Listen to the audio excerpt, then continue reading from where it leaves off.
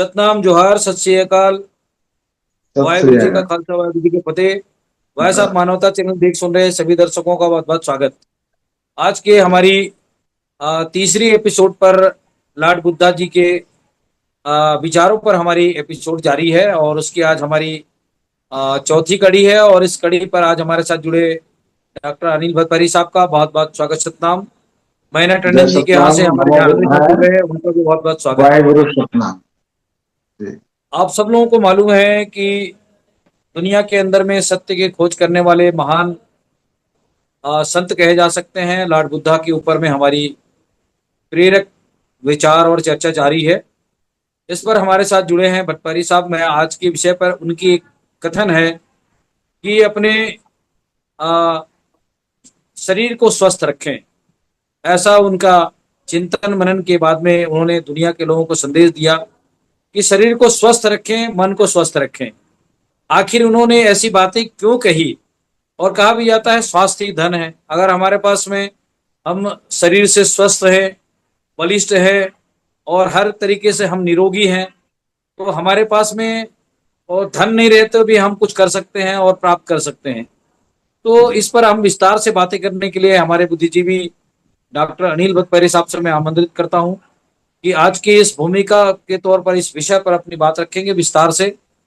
और उसके बाद हम आसाम की ओर आप लोगों को ले चलेंगे, वहां से भी विचार प्रतिक्रिया लेंगे टंडन साहब को। तो बहुत बहुत स्वागत है भटपारी साहब। जय सतनाम, नमो बुद्धाय, वाहेगुरु सतनाम। गौतम बुद्ध के विचार के ऊपर, उनके दर्शन के ऊपर और उनके व्यक्तित्व के ऊपर ये वॉइस ऑफ मानवता चैनल जो सीरियल चला रहे हैं, ये बहुत ही महत्वपूर्ण है। क्योंकि संत मत अभी वर्तमान में जो पूरी देश में है, भारत में और भारत के साथ साथ विदेश में जो दिखाई पड़ रहा है, उनके कहीं न कहीं उद्गम और स्रोत के रूप में ज्ञात इतिहास में बुद्ध के बाद शुरू होता है। और हमने पहले ये भी कहा है, और हमने ही क्यों, उनके बुद्ध के अनेक नाम हैं। उन अनेक नाम में एक नाम सच नाम भी है। और सचनाम शब्द का अर्थ अगर हम देखा जाए तो वह व्यक्ति जिसके हृदय और मन सतमय हो गया हो, जो वाणी से, कर्म से, विचार से सत्य ही भासता हो, ऐसे महापुरुषों को भी सतनाम सत्पुरुष कहा गया है। हालांकि सत्पुरुष शब्द जो है वो संत मत में कहीं कहीं ईश्वरीय स्वरूप को, जैसे कि अन्य मतों में जो गॉड है, ईश्वर है, परमेश्वर है, कुदरत है, उनका रूप दिया, अल्लाह है, उनका रूप दिया गया, तो उनके पैरेलल, उनके समानांतर माना गया है। लेकिन अनिश्वरवादी धर्म में अगर हम देखें, बुद्ध का मत भी एक तरह से अनिश्वरवाद है। और उसी तरीके से हमारे 18वीं सदी में, जो 18वीं सदी में और लेटेस्ट कई दर्शन स्थापित हो जाने के बाद, जैसे कबीर का दर्शन, नानक साहब का दर्शन, रैदास का दर्शन आने के बाद, समाज में जो गुरु घासीदास प्रवर्तित जो सतनाम दर्शन है, वो कहीं और ज्यादा व्यवहारिक है। देखिए, रास्ता धीरे धीरे बनती है और राह में चलते चलते वह रास्ता बड़ा होता जाता है, राजपथ बनता जाता है। और जो भी इस मार्ग में आएगा, पहले से बना हुआ चीज, पहले से पद चिन्ह में चले हुए संत और उनके बाद उनके जो और प्रवर्तक होते हैं, उसको और बेहतर करते जाता है। तो गुरु घासीदास जी की वाणियों को अगर हम देखें, उनकी सिद्धांतों को, 42 अमृत वाणियों को, तो और ज्यादा वो व्यवहारिक और सरल नजर आता है। तो वो साफ साफ कहते हैं कि मंदिरों में का करे जे, वो अपन घट के देव बने। तो सीधा सीधा चैलेंज करते हैं। अत दीपो भाव, जो गौतम बुद्ध ने कहा है कि अपनी प्रकाश स्वयं बनिए, तो अत दीपो भाव मतलब अपने भीतर को का ही प्रकाश को जगाना है। तो उसी को ही गुरु घासीदास जी ने कहा कि अपने ही घट के देव को मनेंगे। हम मंदिर क्यों जाए, पत्थर के देवता मूर्ति को क्यों पूजे, वो टोटम है, उसमें क्या मिलेगा हमको। इस उसको किसी कारीगर ने बनाया, किसी ने मंत्र छीट करके उनको प्राण प्रतिष्ठा का वो कर दिए। अब ये चाहते हैं कि हम कर्म ना करें, अच्छे काम ना करें, केवल अगरबत्ती, केवल नारियल, कुछ चढ़ावा और दर्शन कर ले, हाथ जोड़ ले और मनोकामना पूर्ण हो जाए, पाप की मुक्ति हो जाए। ये क्या है? ये तो अंधविश्वास है। पत्थर के देवता ना हाले ना डोले, ना बोले ना बतियाए, तो पत्थर का देवता है वो।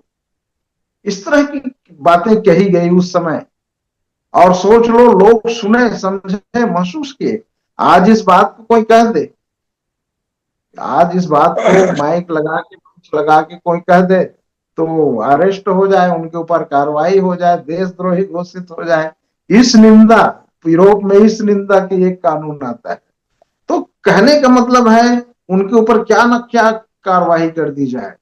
देखिए, एक से एक जो सत्य के अन्वेषक है, सत्य के जानने वाले लोग जो हैं, वो घोषित करते हैं और उनके ऊपर फतवे जारी हो जाते हैं। तो इस तरह की एक पूरी विश्व में, एक जगह नहीं, पूरी वर्ल्ड में एक तरह से असहिष्णुताओं का दौर चल रहा है। ये धर्म वाले, ये तथाकथित ईश्वराश्रित, ईश्वर के द्वारा आश्रित धर्म वाले, ईश्वर कहाँ है ऐसा प्रश्न करने में, ईश्वर है तो कैसा है ऐसा प्रश्न करने में उनको प्रताड़ित किया जा रहा है। मतलब सुकरात की तरह विष पिलाया जा रहा है। आज भी मतलब असत्य साबित किया जा रहा है। और हम ट्रेडिशनल परंपराएं, कुछ शास्त्रों में उस समय लिखी गई बातों को फैक्ट माना जा रहा है। और आदमी कितना भी अन्वेषण कर रहा है, वैज्ञानिक चेतना आ रहा है, परीक्षण कर रहा है, बिग बैंग का, महाविस्फोट का दर्शन, सब तत्व की बातें की जा रही है, उसको व्यर्थ समझा जा रहा है, विज्ञान को पागलपन समझा जा रहा है, और धर्म ही चेतना लाएगा ऐसा कहा जा रहा है। तो एक तरह से धर्म वर्सेस विज्ञान की बहुत गहरी खाई खोदी जा रही है।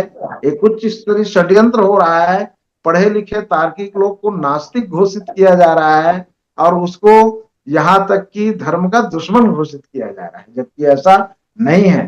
धर्म तो सद्भाव, प्रेम और शांति का है, ईश्वर जैसा चीज का नहीं है। जो गौतम बुद्ध ने कहा, धर्म का अर्थ उन्होंने ये कहा कि धर्म में ईश्वर के बारे में विचार ही ना करे, क्योंकि ईश्वर के बारे में विचार करके आपको मिलेगा क्या जो है ही नहीं, या होगा तो उनके बारे में अता पता नहीं है। अरे हमें तो मनुष्य के और मनुष्य के बीच सोचना चाहिए कि दो मनुष्य के बीच में कैसा संबंध हो।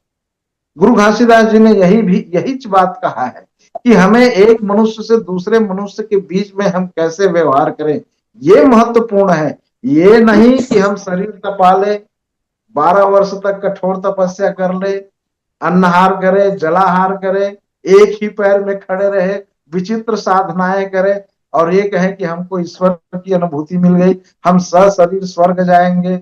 ऐसी मनोकामना करके आसपास को नारकी स्थिति नहीं बनाना है। ये बातें संतों ने कही, और इस बातों के उद्गाता गौतम बुद्ध से लेकर के वर्तमान में गुरु घासीदास, 18वीं सदी में गुरु घासीदास, और उसके बाद में और अनेक विचारक भी हैं अभी वर्तमान में। हालांकि जितने भी विचारक हैं, चाहे कई लंबी नाम है, नाम लूंगा तो बहुत होगा, लेकिन वो लोग एक संप्रदाय या पंथ खड़ा नहीं कर पाया। जैसे खालसा पंथ खड़ा हुआ, जैसे कबीर पंथ हुआ, गुरु घासीदास पंथ खड़ा हुआ, रैदास पंथ खड़ा हुआ, ऐसी सतनाम पंथ के बाद में कोई और नवीन पंथ खड़ा हुआ हो ऐसा नहीं। और बनाया भी होगा तो उसके 1000, 2000, 5000 फॉलोअर्स होंगे, उनके प्रचारक ही हैं, तो वो कोई मायने नहीं रखता। लेकिन लाखों में उनके फॉलोअर्स और अनुयायी हो, उनके अपने व्रत, त्योहार, उत्सव, मेले ठेले बन चुका हो, ऐसा गुरु घासीदास के बाद में कोई दूसरा सामने नहीं आता है। जी, हालांकि पटवारी साहब हमारे बीच में, पटवारी साहब टंडन साहब भी जुड़ चुके हैं जी। जी जी जी, तो मैं कहना यही चाहूंगा कि मनुष्य को, एक मनुष्य को दूसरे मनुष्य के साथ हमें कैसे व्यवहार करना चाहिए, ये सद्ज्ञान संतों ने, गुरुओं ने और गौतम बुद्ध ने हमें प्रदान किया है। जी, और ये संतों, गुरुओं और बुद्ध ने ये नहीं कहा है कि धार्मिक आचरण करके आप अपना परलोक सुधारो। वो यही कहा है कि अपने आसपास के वातावरण को सुधारो। और ये सबसे बड़े वैज्ञानिक चेतना की बात है। किसी ईश्वर के जी पीछे भागा नहीं है, मनोकामना के पीछे नहीं भागा है, बल्कि भागा है तो प्रेम, सद्भाव, शांति और सत्य के अन्वेषण के लिए भागा है। तो जी ऐसे लोगों को एकत्र होना चाहिए, एक बड़ी शक्ति बननी चाहिए, और बड़ी जी शक्ति जी बन करके जो जुल्म हो रहा है उनका प्रतिकार करना चाहिए। धर्म और ईश्वर के जी, नाम बहुत से शुक्रिया, जो बहुत लूट शुक्रिया मची है भट्टाचार्य साहब जी, बहुत उनका। शुक्रिया। जी नमस्कार। हमारे बीच में जांगड़ी साहब जुड़ चुके हैं आसाम से। मैं चाहूंगा कि हमें सुन पा रहे हैं तो जो बुद्धा जी के विचार हैं उस पर अपने विचार व्यक्त करेंगे, टंडन साहब। जय सतनाम भाई साहब। जय जी बोले। सतनाम। हाँ, तो सभी लोगों को जय जोहार, जय सतनाम। तो बुद्ध जय का जो सतनाम। विचार जो है वो बहुत महत्वपूर्ण और वैज्ञानिक विचार है। वो कहते हैं कि पहला चीज को जाने उसके बाद माने, और बिना जाने हुए चीज को कभी ना माने, वो अवैज्ञानिक सिद्धांत होता है। और बुद्ध जी ने ये बात भी कही है कि हमें संसार में जितना हम सके ज्ञान हम इकट्ठा करें और ज्ञान की मार्ग पे चलें, क्योंकि ज्ञान ही ऐसी चीज है जो हमें मुक्ति देती है। और जो लोग धन के पीछे दौड़ते हैं, धन इकट्ठा करते हैं, वो लोग, उन लोगों को धन का गुलाम बनना पड़ता है। ये बुद्ध जी की खास वाणी है। और बुद्ध जी ने आपका जो अष्टमार्ग जो है, जो सिद्धांत जो दिया है, सुविचार, सुचिंता और सुआचरण और सुचिंतन, इससे व्यक्ति का व्यक्तित्व का विकास होता है। आदमी संसार में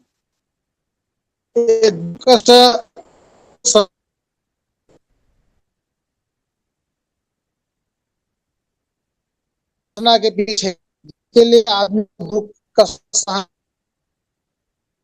बुद्ध जी का विचार है कि आदमी अपना जरूरत के पीछे दौड़े, जब जो अपना जरूरत है उसे पूरा करें, तो आदमी का इतना दुख कष्ट सहन करना नहीं पड़ता है। आज की दुनिया में हम देखते हैं कि आदमी अपना डिजायर के पीछे, वासना के पीछे ज्यादा दौड़ रहे हैं, जिसके लिए लोग शारीरिक मानसिक तौर से बीमार होते जा रहे हैं।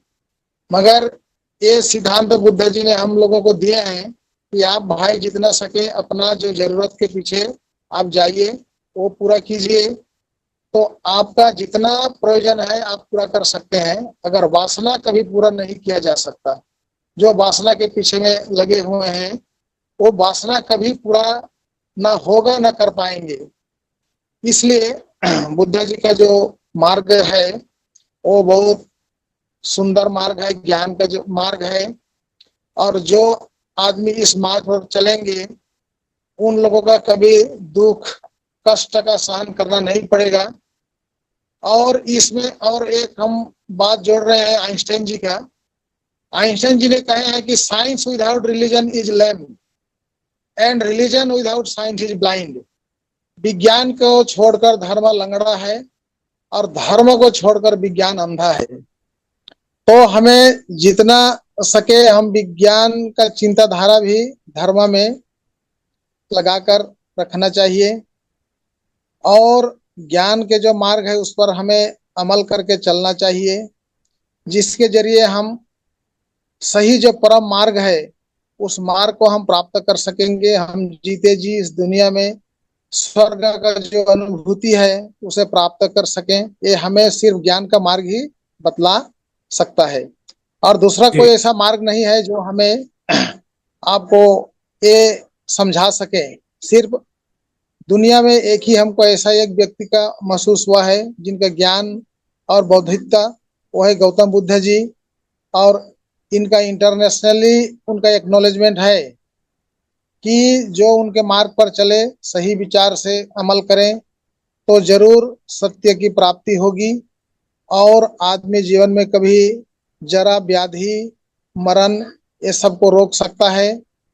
और अकाल जो चीज है ये सबको रोक सकता है। तो बुद्ध जी ने जो हमें मार्ग, पंचशील नीति और अष्टमार्ग जो बताए हैं, इस मार्ग पर अगर हम चलें और अमल करें, तो हमें इस जीवन में ही सभी अनुभूति का जागृत होगा और जी हमें परम लक्ष्य की प्राप्ति होगी। जी, बहुत शुक्रिया। जांगड़े साहब आसाम से हैं और हमारे साथ बने रहें। आरपी टंडन साहब, बहुत बहुत स्वागत है, हमारे साथ जुड़ चुके हैं। मैं चाहूंगा कि स्क्रीन पे आए और आज का जो हमारा टॉपिक है, हमारा जो विषय है, मन और तन को स्वस्थ रखें, धन्यवाद सर। ये लॉर्ड बुद्धा जी ने कहा है। तो आखिर उनके ऐसे वाक्य के पीछे, ऐसे शब्द के पीछे उनका मतांतरण का मकसद को हम चाहेंगे कि विस्तार से रूप में आज के हमारे इस चैनल के माध्यम से लोगों तक अपने विचार साझी करें। आरपी टंडन साहब, बहुत बहुत स्वागत। सतनाम। आप सभी को नमस्कार। सतनाम। और इस चैनल में जुड़े हुए सभी साथियों को नमस्कार। हाँ, तो चर्चा चल रही है जो है महात्मा गौतम बुद्ध के ऊपर, जो है भारत भूमि के सर्वोपरि जो है महान आत्माओं में जो है गौतम बुद्ध का महत्वपूर्ण स्थान है। और जी उन्होंने जो मार्ग बतलाया, जो धर्म स्थापित किया, वो इंसानियत धर्म था, मानवता का धर्म था। और उस पर किसी भी प्रकार का जो है छल कपट, देश और अनेक प्रकार का किसी प्रकार का पाखंड वगैरह नहीं था। इसीलिए वो उनका जो उपदेश का सिद्धांत था, भारत भूमि के लोगों के लिए, और यहीं के लोगों के लिए नहीं बल्कि दुनिया के लोगों के लिए जो है बहुत ही प्रेरणास्पद रहा है। और आज भी है और कल भी रहेगा, क्योंकि वो जो है बिल्कुल वैज्ञानिक जो है सिद्धांतों पर आधारित उनका मत था। और जिन्होंने भी हमारे यहाँ से तो उनका जो है अ, बौद्ध धर्म का विनष्ट ही हो कर दिया गया यहाँ पर, लेकिन जिन्होंने जो है इनको अपनाया, वो आज जो है दुनिया के आसमान को ऊंचाई जो है छूने लगे हैं। तो इस तरह से आज भारत भूमि में पुनः वो धर्म लौटने वाला है और लौट गया है, और उस मार्ग पे चलने लगे हैं। तो महात्मा बुद्ध का मूल रूप से जो सिद्धांत था, वो कुछ पॉइंट है, उसको मैं यहाँ से देखता हूँ। बौद्ध धर्म के 3 संप्रदाय हैं, जिसपे है एक तो है थेरवाद, और दूसरा है महायान, और तीसरा वज्रयान। यानी कोई भी बातें आती है उसमें कुछ कुरीतियां आ ही जाती है। 3 प्रकार के संप्रदाय में लोग विभक्त भी हो गए, लेकिन सारे संप्रदाय यानी सही मत और सिद्धांत पर चल रहे हैं अभी भी, और चलने लगे उसके अनुयायी जो है। और इस प्रकार से संप्रदाय और पंथ धार्मिक संगठन है जो अपनी उत्पत्ति और प्राथमिक देवता के संदर्भ में एक दूसरे से भिन्न होते हैं। संप्रदाय एक प्रमुख धर्म में गठित विभाजन है, जबकि पंथ ऐसे समूह है जो धार्मिक, दार्शनिक और आध्यात्मिक मान्यताओं को पालन करते हैं, जो विशिष्ट परंपरागत है। तो इस प्रकार से महात्मा बुद्ध ने जो बातें कही थी, 4 आर्य सत्य और अष्टांगिक मार्ग जो है, उसको लोगों ने अपनाया अपने जीवन में। और उनका यही था कि हमारी हमको जिंदगी मिली है, तो जिंदगी को हम जो है खुशियों से बिल्कुल जो है लबालब करके जिंदगी जिए, और जो भी दुख है अपने जिंदगी में उसका जो है समाधान करें। तो इसी में जो है सबकी भलाई है, और हम दूसरों को कष्ट भी ना दें और किसी को परेशान ना करें। और उन्होंने यह भी कहा, ये जो है जो ईश्वर वाली बात है, उस पर तो यकीन करना ही नहीं चाहिए, क्योंकि कहीं भी कोई ईश्वर ईश्वर नहीं है। हम सब की उत्पत्ति जो है यंत्रवत हुआ है, स्वयं हुआ है। न कोई इसको किसी भगवान ने बनाया है, न किसी और कुछ ने। लेकिन जो है वहां पर कहा जाता यह है, लोग जो है उसको इस तरह की बातें कह दी है कि अगर जो है कोई वस्तु है, अगर कोई रचना है, क्रिएटर है, तो निश्चित रूप से उसका रचनाकार भी होगा जो है। तो ये तो हम कल्पना करते हैं कि मैंने कोई वस्तु बनाते हैं तो किसी मनुष्य ने बनाया है, लेकिन हम ये कहना कि जो है हमें किसी बनाने वाले है, तो ये जो है ये कल्पना से परे है जो है। उसको हम प्रमाणिक नहीं मान सकते, और वह वैज्ञानिक भी नहीं है, क्योंकि जो है जितने भी यहाँ पर प्राणी है जो है पैदा हुए हैं, वो वो मेरे ख्याल से उसको तो कोई बनाए ही नहीं होंगे। इसलिए महात्मा बुद्ध, गौतम बुद्ध कहते हैं कि जो है हमें भगवान पे जो है यकीन नहीं करना चाहिए, क्योंकि कहीं पर भगवान नहीं है। हम ही अपने भगवान हैं। हम ही अपना सब कुछ जो है समस्या का समाधान कर सकने में हम ही समर्थ हैं, और कोई नहीं है। तो इसी सिद्धांत को लेकर जो है चारवाक ने भी बातें कही अपनी जो है। चारवाक भी क्या है, अनिश्वरवादी थे जो है। तो उनको भी जो है हमारे यहाँ की जो परंपरावादी थे जो है, मनुवादी जिनको कहा जाता है, उन्होंने ऐसे ऐसे सिद्धांतों को बिल्कुल जो है बर्दाश्त नहीं किया, और इसको बिल्कुल वो मिटाने की कोशिश किए। जैसे कि बुद्ध के सिद्धांत को भी मिटा दिए यहाँ से, चारवाक के सिद्धांत को भी मिटा दिए, क्योंकि चारवाक जो है अनिश्वरवादी थे। वो ईश्वर पर यकीन नहीं करते थे। एक ईश्वर नाम की चीज कोई है ही नहीं है, भगवान वगैरह कुछ है ही नहीं है दुनिया में। जो है जो कुछ है जो है प्राणी है। प्राणी जगत अपनी बुद्धि के अनुसार जो है अपना विकास करता है, अपना जो है आगे बढ़ने की कोशिश करता है। अपनी जो है समस्याओं का समाधान वही करेगा। चाहे आप जो है कहीं भी जा करके किसी मूर्ति के में अपना मस्तक फोड़ो जो है, मस्तक झुकाओ, तो वो जो है समस्या का समाधान नहीं करेगा। इसी प्रकार से चारवाक का भी सिद्धांत था। जो यहाँ पर कुछ पॉइंट मैंने लिखा है। चारवाक एक प्राचीन भारतीय नास्तिक संप्रदाय है, जिसे लोकायत दर्शन के नाम से भी जाना जाता है। लोकायत दर्शन यानी लोक में जो बातें हैं उसी का दर्शन उन्होंने उद्धृत की है। यह दर्शन प्रत्यक्ष अनुभव को ज्ञान का एकमात्र साधन मानता है, और परलोक, कर्म, मोक्ष और वेदों की सत्ता को अस्वीकार करता है। बिल्कुल सही बात है। वो प्रत्यक्ष दर्शन यानी जो कुछ वो देखता है, जैसे कि इन्हीं को संतों ने जो है कही हुई है बात जो है कि मैं कहता आखन की देखी, तू क्या करता कागज की लिखी। मैं कहता सुलझावर रही, तू रहता अरझाई रे।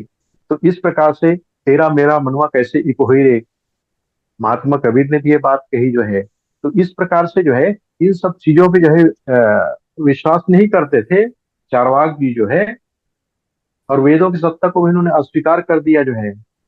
और इस प्रकार से चारवाक दर्शन का मुख्य सिद्धांत है कि जीवन में सुख और आनंद प्राप्त करना ही एकमात्र लक्ष्य है। ये हर हर मनुष्य मनुष्य की मैं बात कर रहा हूँ। बाकी तो अन्य प्राणी जैसा उन्होंने जन्म लिया है वैसी उसकी जिंदगी खत्म हो जाती है। लेकिन हम एक समझदार और बुद्धिशील प्राणी है, तो हम अपने जीवन को सजाने और संवारने में पूरी तरह से लगाते हैं। और हमारा लक्ष्य यही रहता है कि जीवन में सुख ही सुख हो और आनंद ही आनंद हो। यही हमारा एक परम लक्ष्य रहता है मनुष्यों को जो है। और इसी पे उन्होंने विश्वास किया, और एकमात्र लक्ष्य मनुष्य के ही बतलाया जो है।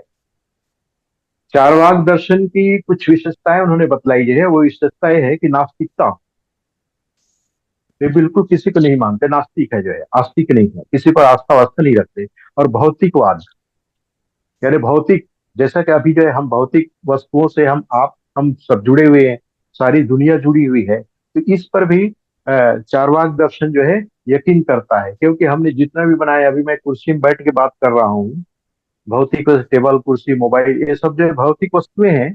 तो इनको हमने जो है किसी भगवान ने नहीं दिया है, भगवान ने नहीं बनाया है, इसको हमने ही बनाया है, हमने ही इजाद किया है। इस पर चारवाक दर्शन भी यकीन करता है। प्रत्यक्ष प्रमाण, और चारवाक दर्शन यह भी ये करता है, बातें तो बुद्ध की हो रही, लेकिन बुद्ध की ही परंपरा को लेकर ये चारवाक भी आगे अपने बात को बढ़ाते हैं। प्रत्यक्ष प्रमाण यानी जो कुछ हम देख रहे जी हैं वो प्रत्यक्ष रूप पे हम उसी पर हम यकीन करते हैं। बाकी जो है काल्पनिक चीजों पे यकीन नहीं कर सकते। ये बातें कही गई, जबकि वेदों और पुराणों में सब काल्पनिक चीजें हैं, कहीं पर उसमें कोई प्रमाणिक जो है ही नहीं है। यानी कल्पना फेंक जो है बातें कही गई है, जिस पर जो है ये बुद्ध बौद्ध दर्शन और चारवाक दर्शन यकीन नहीं करता जो है। इसी तरह से सुखवाद, चारवाक दर्शन का भी जो है मुख्य बातें यही है, कहना यही है। तो सुखवाद, जिंदगी में हर कोई सुख ही चाहता है जो है, सुख की तलाश। जैसे कि पहले भी मैंने कहा था कि महात्मा बुद्ध का दर्शन भी है, जीवन में हर कोई सुख चाहता है, दुख की निवृत्ति चाहता है। इसी तरह से चारवाक दर्शन भी सुखवाद को महत्व देता है, वेद विरोधी। जैसे कि महात्मा बुद्ध का जो है बौद्ध दर्शन वेद विरोधी है, उसी तरह से यह भी जो है चारवाक दर्शन भी वेद का विरोध करता है, क्योंकि वेद में जो है बहुत सारी जो है बातें जो है उसको हम अमल करेंगे तो उससे कुछ मिलने वाला नहीं है। तो इस प्रकार के कुल मिला के जो है बौद्ध का दर्शन जो है संपूर्ण मानवता के हित में है, और मानवता के हित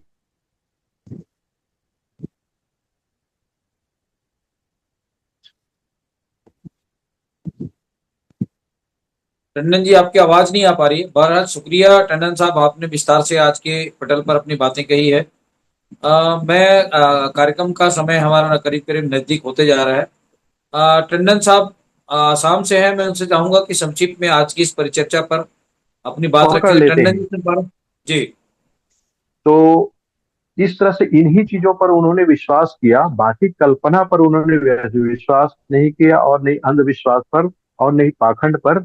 इस तरह से हम सारे मनुष्य जो है, क्योंकि हम बुद्धिशील प्राणी है, तो अपनी बुद्धि का प्रयोग करते करते आज नए नए चीजों को याद कर रहे हैं, और नए नए जी। चीजों को याद करते हुए हम नई नई मार्ग पे चलने लगे हैं, और अपने जिंदगी को सुख और जो है बढ़िया बनाने के लिए जो है हर क्षेत्र में हम काम करने लगे हैं जो है। तो इस प्रकार की बातें जो है बौद्ध बौद्ध दर्शन में है, जिसको चारवाक दर्शन का भी यही बातें हैं। और बहुत जी। सारे जो है क्षेत्र है, बहुत सारे लोग हैं हमारे संत महात्मा गुरु, जिसको जो है हमारे छत्तीसगढ़ के संत ने भी उनको जो है अंगीकार किया, और उन्होंने भी अपना एक दर्शन अ, चलाया जो है, जिसको हम सतनाम दर्शन कहते हैं। सतनाम दर्शन का भी मूल उद्देश्य यही रहा है कि सत्य जो है एक ऐसा चीज है जो है जिसको हम कभी भी झुठला नहीं सकते जो है। अच्छाई है तो बुराई है, बुराई है तो जो है जी। अच्छाई है। तो इसी प्रकार से उन्होंने कहा जो है कि भाई हम जो है सत्य के मार्ग पे चले जो है, और सत्य के मार्ग पे चलेंगे तो निश्चित रूप से हमारा जीवन जो है सफल होगा, एक आनंद से भर जाएगा, और खुशियां भी मिलेंगी। और असत्य के मार्ग पे चलेंगे तो निश्चित रूप से हमको जो है कहते ठीक ठाक रास्ता पे हम नहीं चल पाएंगे, और हमारी जिंदगी जो है सफल भी नहीं हो पाएगी। तो इस प्रकार से उन्होंने सरल और सरल सहज और सीधा मार्ग उन्होंने बतलाया जो है, जिसमें किसी प्रकार का द्वेष छल कपट आदि आदि चीजें नहीं है। इस प्रकार से सतनाम दर्शन जो है गुरु घासीदास जी द्वारा बताया गया। जो ये सभी संत परंपरा में जितने भी हैं, तो बौद्ध दर्शन से ही शुरू होकर के अभी तक जो है गुरु घासीदास तक ये सब बातें जो है उन्होंने बतलाई है, जो जी। आज विश्व के हित में है। तो जी, बस इतना टंडन भी साहब, मैं बहुत बहुत कहना शुक्रिया चाहूंगा। सर आपके इस पटल पर जी। अपने विचार रखने के लिए। मैं हाँ आज के इस जी। परिचर्चा को थोड़ा विराम देने से पहले संक्षिप्त में अपनी बात रखने के लिए अनिल भट्ट परी साहब को आमंत्रित करने से पहले, जो जांगड़े साहब आसाम से नॉर्थ ईस्ट से जुड़े हैं, जांगड़े साहब संक्षिप्त में आज के विषय पर अपनी बात रखेंगे। कम शब्दों में, करीब करीब हमारा समय कंप्लीट हो चुका है। जांगड़े साहब। भाई साहब, तो बुद्ध का जो विचारधारा जो है वो सभी लोगों को बहुत प्रभावित कर रहे हैं। पूरा विश्व में कंप्लीट एक ज्ञान का मार्ग है, और जो इस मार्ग पर चलने वाले हैं वो लोग जीवन के बुलंदी पर पहुंच जाएंगे। इसमें कोई रोक नहीं है, संपूर्ण वैज्ञानिक अनुभूति पर आधारित है उनका विचार। जी। और संसार के जितने महापुरुष हैं सभी का जो विचारधारा जो है वो एक ही तरफ का है कि प्राणी का कल्याण, जीव का कल्याण, जिसमें सभी का हित है। महावीर जैन ने भी एक ही बात कही है कि जियो और जीने दो, live and let liberty Holi. अगर हम जिंदगी में जिएंगे और दूसरों को भी जीने देंगे तो इसमें हम लोगों का भलाई है, कल्याण है। और इसमें आपका पेड़ पौधों को लेकर जितना प्राणी है सभी का इसमें कल्याण होना चाहिए। और जी। बुद्ध साहब का जो विचार है, जो वाणी है, इसी पर आधारित है। संपूर्ण मानव कल्याण, प्राणी कल्याण, जगत कल्याण पर आधारित है। तो हम अगर इस मार्ग पर चलें और इस मार्ग को संपूर्ण रूप से जीवन में अपनाएं तो हम लोगों का संपूर्ण कल्याण, जगत का कल्याण, प्राणी का कल्याण अवश्य होगा। और संत महापुरुष महात्मों का जो विचार है इन पर अगर हम अमल करें, खान पान पर अगर हम अमल करें, गुरु घासीदास बाबा जी का जो वाणी है, जैसे खावे तय हरानो उससे बन्ही दोरे मन, तय करी ले जतन गुरु के वाणी ला, बंद छान के तय पीले निर्मल पानी ला। तो उन लोगों का जो विचार अनुभूति जो है ये संपूर्ण वैज्ञानिक है। तो आज हम देख रहे हैं कि लोग जी खान पान पर कुछ बिछड़ते जा रहे हैं, जिस पर हम लोगों का कुछ समाज में कुछ खंड विकार पैदा होते जा रहे हैं। जो हम लोगों का जो आध्यात्मिक भोजन जो है, मानसिक जो खाद्य है, ये सब कुछ छोड़कर आदमी तामसिक खाद्य पर ज्यादा मतलब अहम कर रहे हैं, जिसके तरह से समाज में क्लेश, घर में क्लेश, ये सब पैदा होते जा रहे हैं। तो हमें ये जी, बहुत शुक्रिया अमल टंडन करना साहब, होगा, मैं समझ क्योंकि जाऊंगा हम जी। बहुत बहुत शुक्रिया आपके जैसे खाना इस खाएंगे महत्वपूर्ण वैसे विचार। हम लोग का भाव बढ़ते जाएंगे। हेलो तो जांगड़े साहब, उसमें बहुत हम बहुत लोग का शुक्रिया कल्याण आपकी है पटेल पर सभी अपनी को। बात रखने के लिए। क्षमा चाहूंगा मैं लास्ट कमेंट के रूप में भट्टपारी साहब से आमंत्रित करता हूं कि संक्षिप्त में अपनी बात रखेंगे आज के जो विषय पर। आज का विषय है शरीर स्वस्थ और मन स्वस्थ। तो इस विषय के ऊपर हम बात करें तो बहुत ही सपाट बात है कि शरीर अगर स्वस्थ रहेगा तो उसके भीतर विराजमान मन भी स्वस्थ रहेंगे। तो शरीर स्वस्थ रखना है तो शरीर को पोषण आहार दीजिए आप, मल्टीविटामिन वगैरह है ना, वो आप दीजिए तो वो स्वस्थ रहेगा। अब मल्टीविटामिन की स्रोत क्या है? तो स्रोत में हम देखते हैं कि हमारे समक्ष सामग्री जैविक चीज है जिसको मांसाहारी कहते हैं, और एक प्राकृतिक चीज है, वनस्पतियां हैं जिनको शाकाहारी कहते हैं। तो दरअसल धर्म का संबंध भोजन से इसलिए जोड़ा गया है संतों ने कि जीव हत्या जीव दया के नाम से। ओवरऑल अगर वैज्ञानिक चेतना को हम देखें तो कोई खान पान से धर्म का कोई ज्यादा अंतर संबंध नहीं है। हमने देखा है कि मांसाहारी भी बहुत सज्जन होते हैं और शाकाहारी बहुत दुष्ट भी होते हैं। तो ये कोई कनेक्शन नहीं है बौद्ध दर्शन में अगर आप देखें तो, या किसी भी वैज्ञानिक चेतना संपन्न दर्शन में। हाँ, बड़ा विचित्र टाइप के आदिम मनुष्य मनुष्य के अंदर दो आते हैं, मतलब वो शाकाहारी है, मांसाहारी है, सर्वाहारी है। लेकिन गाय जो है वो एक आंत वाली है, वो केवल शाकाहारी है। शेर जो है वो एक आंत वाला है, केवल मांसाहारी है। मनुष्य के पास दो आते हैं। तो नेचुरल रूप से, स्वाभाविक रूप से इनका विकास हुआ है आदिम अवस्था से। फिर धीरे धीरे उन्होंने ये विश्लेषण किया, जाना समझा, दर्शन आया, विचार आया कि ये खाद्य अखाद्य क्या है, किसको खाने से मन अच्छा रहेगा, किसको खाने से मन अच्छा नहीं रहेगा। ये बात का विचार आया। पहले तो उनको भूख मिटाना था, अब भूख मिटाने के बाद में समझ में आएगा कि इसको खाने से रोग होता है, इसके खाने से रोग नहीं होता है, इन चीजों को खाने से मन में शांति और सुकून मिलता है, इससे तामसी वृत्ति आती है, इसमें क्रोध आता है। इस तरह से डिफाइन होते गया। फिर इस तरह से आदमी मांसाहार त्यागने के पीछे लहसुन प्याज अदरक त्याग दिए। अब लहसुन प्याज अदरक इतने मल्टीविटामिन चीजें हैं, इतनी औषधि गुण है, अगर उनके त्याग करने से और भी दूसरे विकार में ग्रसित हो जाते हैं, तो ये एक धर्म की मकड़ जाल चलने लगा, जबकि ऐसा है ही नहीं। असल में है मनुष्य का अच्छा इंसान होना, दो मनुष्यों के बीच परस्पर रागात्मक संबंध रखना, और अच्छे से प्रेम से इस जिंदगी को जी लेना।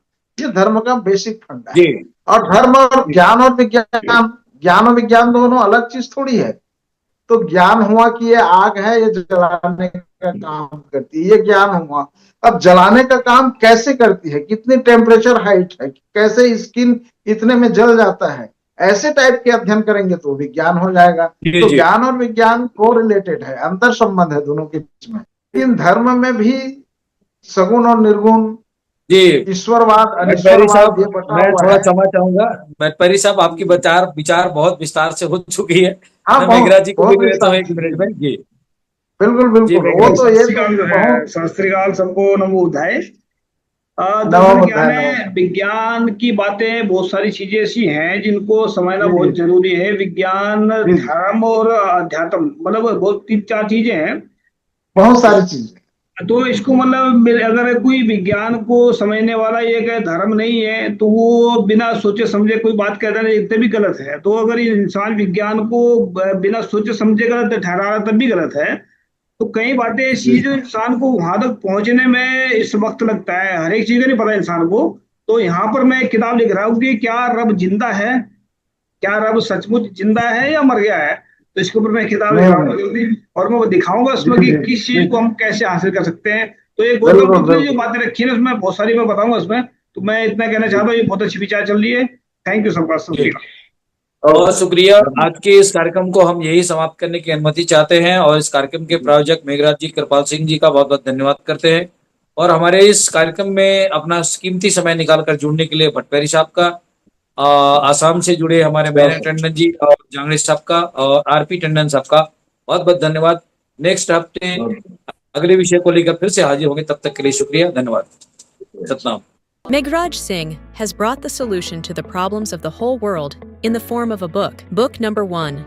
What is the solutions to the serious disputes within families in the world?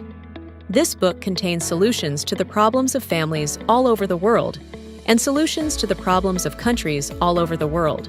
Book number 2. How will human around the world lives freely from mental slavery? This book contains solutions to the problems in the minds of atheists, theists, and people all over the world.